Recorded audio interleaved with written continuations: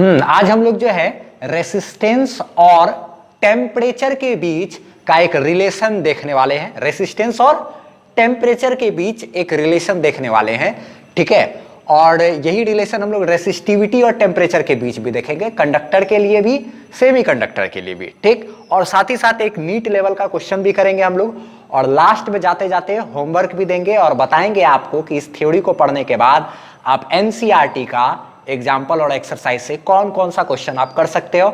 और साथ ही साथ ये डिस्क्रिप्शन में मेरा होमवर्क भी आपको मिल जाएगा मेरे असाइनमेंट के लिंक के साथ, ठीक है। तो हम अब अपना स्टार्ट करते हैं लेक्चर। ध्यान रखना, अभी हम लोग यहाँ पर एक रिलेशन दिखेंगे रेसिस्टेंस और टेम्परेचर के बीच, और उसका एक एक पॉइंट को समझाएंगे। फिर उसको बारीकी से समझने के लिए हमको एक न्यूमेरिकल क्वेश्चन करना पड़ेगा। इस चीज को हमको समझाने के लिए बिना न्यूमेरिकल क्वेश्चन के हम नहीं समझा पाएंगे। तो चलिए फटाफट से उस रिलेशन को हम लोग देख लेते हैं। तो यहाँ पर हम लोग एक रिलेशन देखा जाए, बड़ा कॉम्प्लेक्स सा लग रहा होगा ना, समझा देते हैं एक एक चीज, लेकिन इसको अच्छे तरीके से तभी ये समझ में आएगा जब हम लोग एक क्वेश्चन करेंगे, एक नीट लेवल का क्वेश्चन, जो कि अपने आप में एक बोर्ड लेवल का भी क्वेश्चन होगा, ठीक है। देखा जाए जरा सा, ये होता है फाइनल कोई रेसिस्टेंस है, फाइनल रेसिस्टेंस बराबर होता है इनिशियल रेसिस्टेंस। इनिशियल रेसिस्टेंस का जरूरत क्यों पड़ा, जैसे कि मान लिया जाए अभी हमारा टेम्परेचर, जैसे अभी 50 डिग्री सेल्सियस है टेम्परेचर, तो 50 डिग्री सेल्सियस टेम्परेचर पर कुछ रेसिस्टेंस है। 50 डिग्री सेल्सियस टेम्परेचर पर मान लिया जाए 50 ओम रेसिस्टेंस है, तो 50 ओम रेसिस्टेंस इनिशियल रेसिस्टेंस हो गया। अब फिर हम टेम्परेचर बढ़ा करके मान लो 100 डिग्री सेल्सियस कर दिए, तो जब टेम्परेचर बढ़ा करके 100 डिग्री सेल्सियस कर दिए तो रेसिस्टेंस भी मेरा मान लिया जाए 100 ओम हो गया। तो रेसिस्टेंस शुरू में 50 ओम था, फाइनली मेरा कितना हो गया रेसिस्टेंस, 100 ओम हो गया, ठीक। अच्छा, ये 1 तो ठीक है। ये डेल्टा टी क्या है, चेंज इन टेम्परेचर। जैसे टेम्परेचर पहले 50 था, फिर कितना कर दिया हम लोग बढ़ा करके 100, तो यहाँ पर क्या लिखेंगे, चेंज इन टेम्परेचर, यानी final temperature minus initial temperature. ये क्या है, final temperature minus initial temperature, यानी 100 degree Celsius minus 50 degree Celsius, यही चेंज इन टेम्परेचर, यानी कि टेम्परेचर में कितना का हमने बदलाव किया वो। अब ये रही बात अल्फा की, तो ये अल्फा क्या है, अल्फा होता है थर्मल कोफिशिएंट ऑफ रेसिस्टिविटी। इसको टेम्परेचर कोफिशिएंट भी कहते हैं, कोफिशिएंट ऑफ रेसिस्टिविटी भी कहते हैं, मीन कोफिशिएंट ऑफ रेसिस्टिविटी भी कहते हैं, मीन कोफिशिएंट ऑफ रेसिस्टिविटी भी कहते हैं, बहुत तरह तरह के नाम से जाना जाता है। ये अल्फा होता है एक्चुअली में क्या है, कोफिशिएंट ऑफ रेसिस्टिविटी। ये रेसिस्टिविटी नहीं है, ये रो नहीं है भाई, ये रो नहीं है, बल्कि ये क्या है, ये तुम्हारा ये रेसिस्टिविटी नहीं, बल्कि ये कोफिशिएंट ऑफ रेसिस्टिविटी है। कोफिशिएंट ऑफ रेसिस्टिविटी हो गया क्या कि पर डिग्री सेल्सियस टेम्परेचर के लिए, पर डिग्री सेल्सियस टेम्परेचर के लिए क्या कहते हैं, रेसिस्टेंस में जो है कितना इंक्रीजमेंट होता है, कितना बढ़ोतरी होता है हर 1 डिग्री सेल्सियस टेम्परेचर के लिए, हर 1 डिग्री सेल्सियस टेम्परेचर के लिए रेसिस्टेंस में कितना का वृद्धि होता है, कितना का प्रॉफिट होता है, रेसिस्टेंस कितना से बढ़ जाता है, वही बतलाता है मेरा क्या, ये कोफिशिएंट ऑफ रेसिस्टिविटी। ये बतलाता है क्या कहते वही पर डिग्री सेल्सियस पर कितना आपका रेसिस्टेंस बढ़ता जाएगा, पर डिग्री सेल्सियस के लिए, पर डिग्री सेल्सियस, हर 1 डिग्री सेल्सियस से आप ये बढ़ाओगे तो आपका ये कितना बढ़ जाएगा। ये किसी खास मटेरियल के लिए, अलग अलग मटेरियल के लिए कोफिशिएंट ऑफ रेसिस्टिविटी अलग अलग होगा। जैसे मान लो क्या बोलते हैं, कॉपर में अलग कहानी होगा ना, थोड़ा सा गर्मी दोगे तो बहुत ज़्यादा रेसिस्टेंस उसमें बढ़ जाएगा। हो सकता है लोहा में क्या है, थोड़ा सा गर्मी दोगे तो उतना रेसिस्टेंस नहीं बढ़ेगा। हम एक बात कह रहे हैं ना, तो अलग अलग मटेरियल का कोफिशिएंट ऑफ रेसिस्टिविटी अलग अलग होता है, ठीक है। चलो आगे बात करते हैं हम लोग। तो देखो जरा सा, तो जैसे कि क्या कहते हैं, ये इस तरीके से ये फाइनल रेसिस्टेंस हो गया, इनिशियल रेसिस्टेंस। अच्छा, इसको हम लोग रेसिस्टेंस है 0 डिग्री सेल्सियस भी कहते हैं ना। जैसे मान लो 0 डिग्री सेल्सियस पे इतना रेसिस्टेंस, तो बताइए कि 50 डिग्री सेल्सियस पे कितना रेसिस्टेंस, क्या ऐसे सवाल कर सकता है। तो 0 डिग्री सेल्सियस पे जितना रेसिस्टेंस होगा उसको यहाँ लिख देंगे, और बोला क्या कि 50 डिग्री सेल्सियस पे बताइए तो रेसिस्टेंस कितना होगा, इसको ऐसे छोड़ देंगे। यहाँ पर चेंज इन टेम्परेचर क्या होगा, 50 माइनस 0, और अल्फा का मान अगर दिया रहेगा तब तो खैर उसको यहाँ पे पुट कर देना। ये 1 तो खैर ठीक है, हमको इसको एक सवाल से समझाना पड़ेगा, एक हम एक क्वेश्चन देते हैं, ठीक है, फिर इसको हम लोग क्या बोलते हैं, अप्लाई करते हैं यहाँ पर और समझाते हैं कि किस तरीके से इसको इस्तेमाल में करना है। एनसीईआरटी भी यही किया है, इसको थ्योरी इसके लिए अलग से नहीं बताया, बल्कि एक एग्जाम्पल दे दिया है और उसी से समझाने का इसको कोशिश किया है, ठीक है। चलो देखते हैं हम लोग जरा सा एक क्वेश्चन नीट लेवल का, जो कि अपने आप में एक बोर्ड लेवल का भी क्वेश्चन है। देखा जाए, हाँ, तो क्वेश्चन जो है वो देख लिया जाए क्या है कि अगर बोल रहा है क्या, पहले खुद से ट्राई करने का कोशिश करना। बोल रहा है क्या कि अगर जो रेसिस्टेंस है किसी कंडक्टर का वो है 5 ओम, 5 ओम है 50 डिग्री सेल्सियस पर, और 7 ओम हो जाता है कितना डिग्री सेल्सियस पर, 100 डिग्री सेल्सियस पर, तो बताइए mean temperature coefficient of resistivity जो है मटेरियल का वो कितना होगा। ठीक है, तो mean coefficient resistivity, mean temperature coefficient of resistivity यानी कि कोफिशिएंट ऑफ रेसिस्टिविटी यानी कि हमको क्या मांग रहा है, अल्फा ना। तो हम लोग क्या आते हैं, एक बात देखा जाए तो हम लोग के पास एक इक्वेशन है आर टी बराबर आर नॉट इंटू क्या होता है 1 plus alpha into delta T, यही है। अच्छा ठीक है, आर टी की बात करें तो यहाँ पर देखो तो क्या क्या चीज़ें हैं हमारे पास। आर टी जो है, आर टी का मतलब क्या होता है, final temperature, sorry final resistance. R T को क्या कहते हैं, फाइनल रेसिस्टेंस। तो फाइनल रेसिस्टेंस कितना हो गया है, 7 ओम ना। पहले जो रेसिस्टेंस था वो क्या था, 5 ओम था, फिर रेसिस्टेंस कितना हो गया है, 7 ओम। तो जो शुरू में जब रेसिस्टेंस है, इनिशियल रेसिस्टेंस को आर नॉट से डिनोट करते हैं और वो क्या है 5 ओम। ठीक है, अच्छा फिर उसके बाद देखा जाए तो जो क्या कहते हैं हमारा फाइनल रेसिस्टेंस है, वो फाइनल रेसिस्टेंस को आर टी से डिनोट करते हैं। फाइनल रेसिस्टेंस कितना है मेरा, फाइनल रेसिस्टेंस है 7 ओम। ठीक है, अच्छा जब शुरू में इतना रेसिस्टेंस था तो उस समय टेम्परेचर कितना था मेरा, टी आई यानी कि इनिशियल टेम्परेचर मेरा कितना था 50 डिग्री सेल्सियस। केल्विन में भी हम लोग बात कर सकते थे और सेल्सियस में भी दिया हुआ है तो सेल्सियस में ही काम कर लेना है। ऐसे क्वेश्चन में सेल्सियस को केल्विन में और केल्विन को सेल्सियस में बदलने की जरूरत नहीं है, ये बात ध्यान रहे आपको। ठीक है, अच्छा रही बात फाइनल टेम्परेचर कितना हो गया था जब इतना उस समय इतना रेसिस्टेंस होने के लिए, टेम्परेचर है 100 डिग्री सेल्सियस। ठीक है, 50 डिग्री सेल्सियस पर 5 ओम रेसिस्टेंस, फिर टेम्परेचर बढ़ा के जब 100 डिग्री सेल्सियस कर दिए तो रेसिस्टेंस भी मेरा बढ़ गया टेम्परेचर बढ़ाने से। ठीक है, ऐसा हो गया। हमको बोल रहा है क्या कि अल्फा जो है उसका मान कितना है वो निकालिए। तो देयरफॉर हम लोग एक चीज देखा जाए, जो फाइनल रेसिस्टेंस हो गया है बढ़ करके वो कितना हो गया भाई 7 ओम।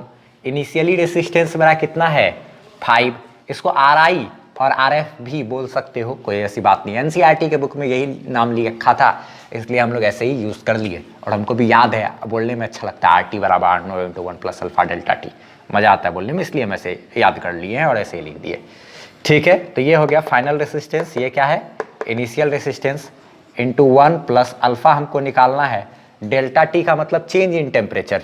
चेंज इन टेम्परेचर क्या होता है, final temperature minus initial temperature, यही ना करेंगे।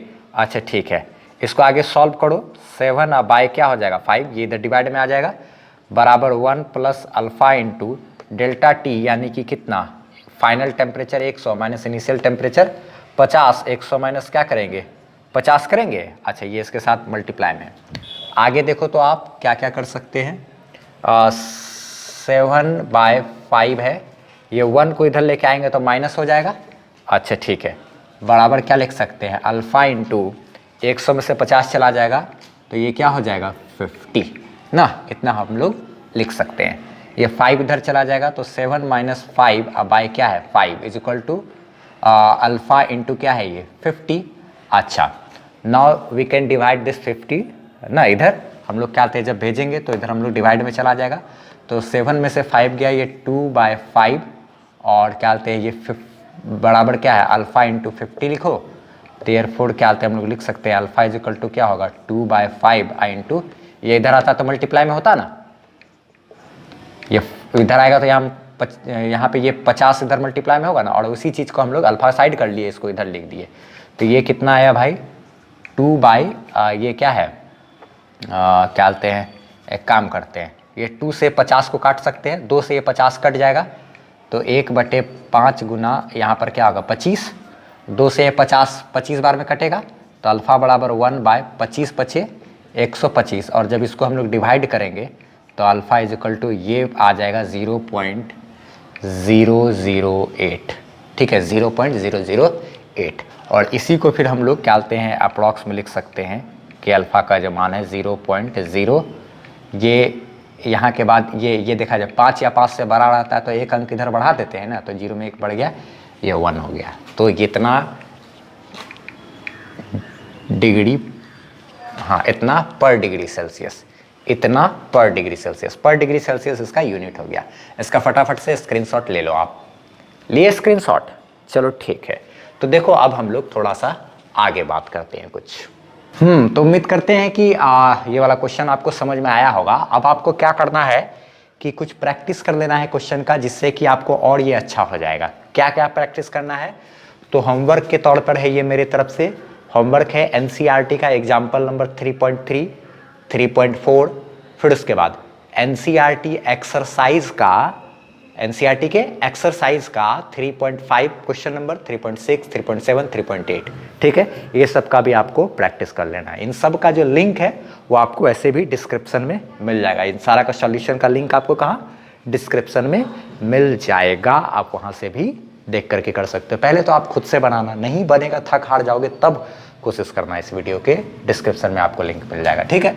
अच्छा आगे बात करते हैं। देखा जाए ये जो इक्वेशन है हमारे पास क्या आते हैं, आर टी बराबर R nought initial resistance into 1 plus alpha into delta T, यानी कि चेंज इन टेम्परेचर ना, ये चेंज इन टेम्परेचर।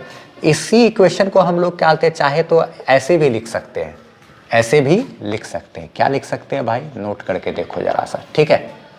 तो ये जो आर टी है, आर बराबर क्या आते होता है ना formula, rho into L by A होता है कि नहीं। टेम्परेचर पर कौन डिपेंड करता है? रेसिस्टिविटी ना। लेंथ और क्रॉस सेक्शनल एरिया जो है वायर का ये क्रॉस सेक्शनल एरिया और लंबाई वो तो जैसा है वैसे ही रहेगा। इसका टेम्परेचर बढ़ाने से रेसिस्टिविटी मेरा क्या होता है? बढ़ता है। ये सब हम लोग जानते हैं। तो फॉर्मूला को ऐसे भी लिख सकते हैं, रो नॉट इंटू एल बाई ए, अच्छा into 1 plus alpha thermal coefficient of resistivity, और ये क्या है? चेंज इन टेम्परेचर है।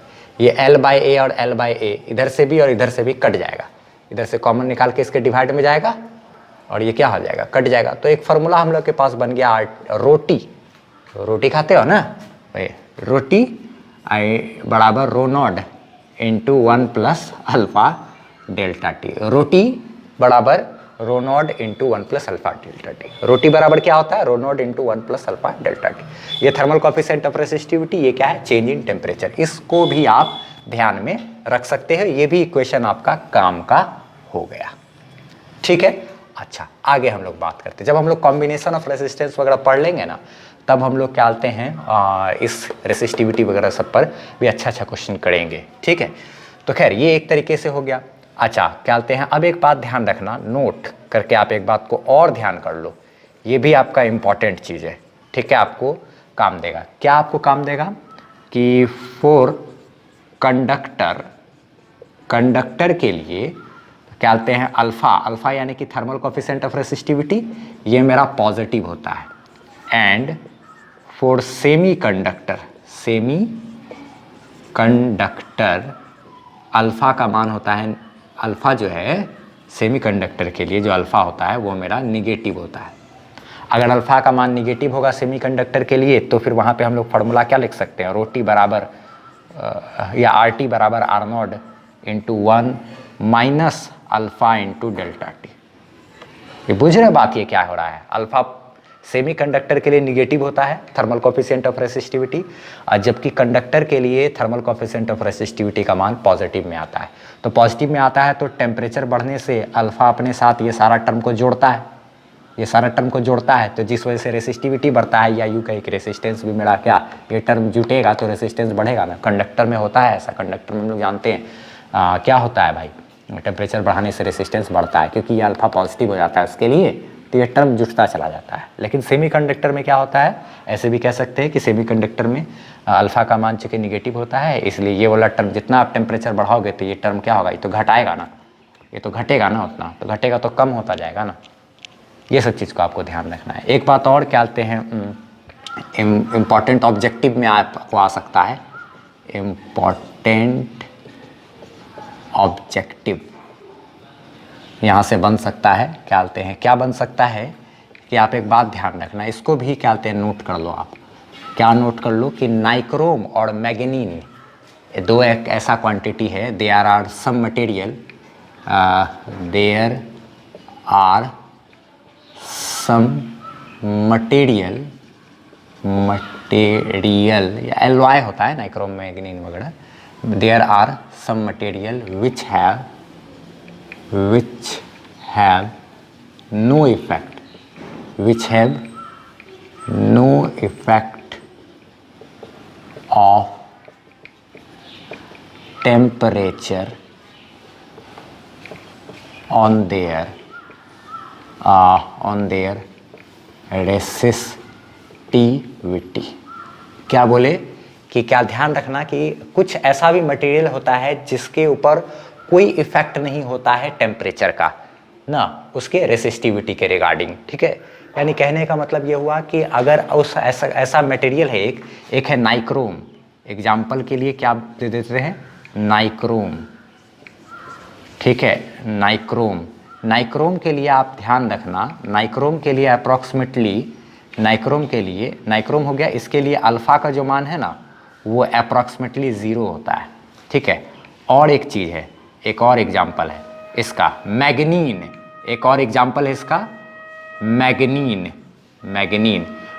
भी एक क्या कहते हैं, एलॉय ही है शायद, उसके लिए भी अल्फा का मान क्या होता है, 0 होता है। ठीक है, तो नाइक्रोम और मैग्नीन में क्या है कि जब आप क्या कहते हैं टेम्परेचर इंक्रीज करोगे तो उससे उसका जो रेसिस्टिविटी है ना उस पर फर्क नहीं पड़ेगा, उसका जो क्या कहते हैं रिलैक्सेशन टाइम है उस पर कोई चेंज नहीं होगा, उसका जैसा इलेक्ट्रॉन जिस तरीके से मूव कर रहा था वैसे ही मूव करेगा, क्या कहते हैं। तो यानी कहने का मतलब ये हो गया कि नाइक्रोम और मैग्नीन जो है एक ऐसा एलॉय है, एक ऐसा मटेरियल है ये, जो कि क्या कहते हैं अगर आप उसका टेम्परेचर को इंक्रीज कर दोगे ना तो उसका रेसिस्टेंस पर कोई असर नहीं पड़ेगा, क्योंकि अल्फा का मान उसके लिए 0 होता है। तो अल्फा का मान ये वाला टर्म 0, ये वाला टर्म 0, तो ये टर्म 0 हो गया, तो ये मेरा क्या है, सिर्फ 1 इंटू R0 का मतलब क्या हो गया, R0 ही रह गया, यानी इधर का टर्म का कहानी का कोई मतलब नहीं बना। ये टर्म मेरा 0 है, तो R0 इंटू 1 क्या रह गया, R0 ही रह गया कि नहीं, तो इधर का टर्म का कोई मतलब नहीं बना। तो यानी कि फाइनल रेसिस्टेंस और इनिशियल रेसिस्टेंस मेरा सेम रहेगा ना, तो टेम्परेचर कितना भी आप बढ़ा लो कोई फर्क नहीं पड़ेगा। इसका क्या कहते हैं, इसका आप फटाफट से स्क्रीनशॉट ले लो, आप लिए स्क्रीनशॉट, चलो ठीक है। तो इस तरीके से आपको क्या करना है, क्वेश्चंस वगैरह को सॉल्व करना है। ठीक है, और क्या कहते हैं बनाने का कोशिश करना है। ये रो टी बराबर rho nought into 1 plus alpha delta T, ये फार्मूला को आपको याद रखना है। अगर सेमीकंडक्टर रहेगा तो क्या फार्मूला हो जाएगा, रो टी बराबर rho nought into 1 minus alpha delta T. ठीक है, और रेसिस्टेंस वगैरह का और ये सब चीज़ को आपको ध्यान रखना है। एनसीईआरटी का सोल्यूशन वगैरह आपको डिस्क्रिप्शन में मिल जाएगा, आप वहाँ से भी सोल्यूशन कर सकते हो, नहीं तो आप पहले एनसीईआरटी का क्वेश्चन को बनाने का जरूर कोशिश करो। ठीक है, बस।